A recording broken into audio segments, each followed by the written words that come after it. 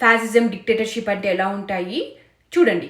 ఇలా ఇంటికి వెళ్ళి బీజేపీకి ఓటు వేస్తే మర్యాదగా ఉండదని చెప్పి బెదిరిస్తున్నారు వెస్ట్ బెంగాల్లో. ఏప్రిల్ 1న 7 జ్యుడిషియల్ అధికారులు, దాంట్లో 3 మహిళలు ఉన్నారు, బీడీఓ కార్యాలయంలో ఉంటే తమ పేర్లు తొలగించబడ్డాయని ఆగ్రహించిన సోకాల్డ్ ఇల్లీగల్ అక్రమ వలసదారులు ఆఫీసును చుట్టుముట్టి గేట్లు మూసేశారు.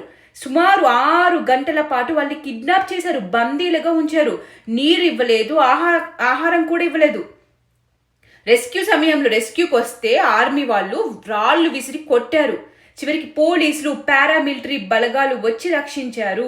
ఇది calculated, well planned, deliberate move. రాష్ట్ర అడ్మినిస్ట్రేషన్, ముఖ్యమంత్రి మమతా బెనర్జీ ప్రభుత్వంలో complete break down of law and order ఉందని సుప్రీం కోర్టు తీవ్రంగా ఖండించింది. పోలీసులు కూడా కాపాడలేకపోయారు. ఎందుకు? డెమోగ్రఫీ మారితే, జనాభా పెరిగితే ఇదే జరుగుతుంది.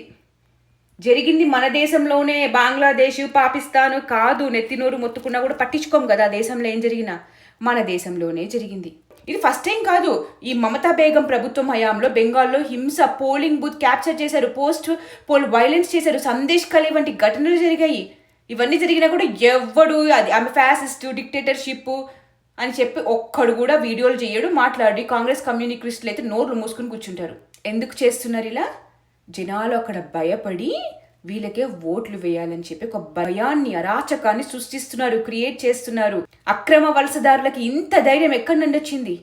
మన దేశంలోనే ఉండే దేశద్రోహులు మమతా బేగం, కాంగ్రెస్ కమ్యూనిస్టుల సపోర్ట్తో కాదు. ఇలా జరుగుతుంది, డెమోగ్రాఫిక్స్ మారితే, జనాభా పెరిగితే అని చెప్తూనే ఉన్నాం. ఇప్పుడు కళ్ళారా చూస్తున్నాం, జరిగింది కూడా. జాగో, know what's happening around you. కనీసం ప్రశ్నించండి, క్వశ్చన్ చెయ్యండి. ఎవడైతే సోకాల్ సెక్యులర్ రోగంతో బాధపడుతూ మనల్ని బ్రెయిన్ వాష్ చేయాలని ట్రై చేస్తున్నారో వాళ్ళకి చెప్పుతో కొట్టినట్టు సమాధానాలు చెప్పండి, అడగండి.